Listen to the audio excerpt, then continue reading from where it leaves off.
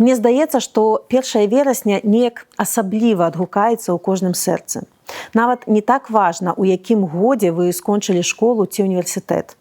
Неважна, ці ідуць вашыя дзеткі ў 1 клас, ці менавіта вы самі будзеце сустракаць сваіх вучняў у школе. Усё роўна, гэты дзень заўсёды выклікае багата ўспамінаў, эмоцый, а галоўнае – веру ў новы пачатак. Для школьнікаў гэта першыя крокі да самастойнасці. Для студэнтаў – працяг пошуку сябе. Для настаўнікаў – адказная праца, якая дае вучням магчымасць пазнаць свет. А для бацькоў – момант гонару, хвалявання і пошуку унутранай цярплівасці. І я, як мама, добра ведаю гэтае пачуццё.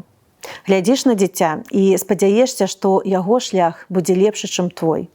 І ў той жа час уяўляеш сабе цэлы вучэбны год, дзе вечары – гэта разборы хатніх заданняў і тлумачэнні пра недапушчальнасць дзялення на 0. Але школа яшчэ гэта своеасаблівая люстэрка краіны. Калі ў ёй ёсць месца для свабоды і павагі, то і краіна дыхае вольна. Сёння ў беларускіх школах усё падлічана і кантралюецца да дробязяў. А сістэма патрабуе маўчаць і выконваць наказы зверху. Але ёсць і тое, што не пад сілу забараніць ніякай уладзе. Гэта адданасць настаўнікаў, якія, не гледзячы на працу нібыта ў падполлі, працягваюць адкрываць дзецям свет. Вы вучыце думаць крытычна, задаваць пытанні, аналізаваць і разважаць. Вучыце адстойваць свае ідэі і бачыць магчымасці нават у перашкодах.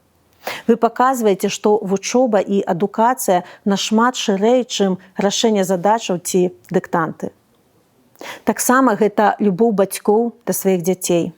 Гэта тая сіла, што штурхае нас шукаць лепшыя падручнікі, лепшых рэпетытараў, лепшыя адказы на дзіцячыя пытанні. Мы намагаемся навучыць дзяцей не баяцца памылак і сумневаў і верыць у сябе. Гэта і жаданне дзяцей вучыцца, адкрываць новае і ісці да сваіх мараў, нават тады, калі сістэма кажа ім марыць менш. З новым навучальным годам, дарагія! І хай гэты шлях вядзе да свабоды і новых адкрыццяў.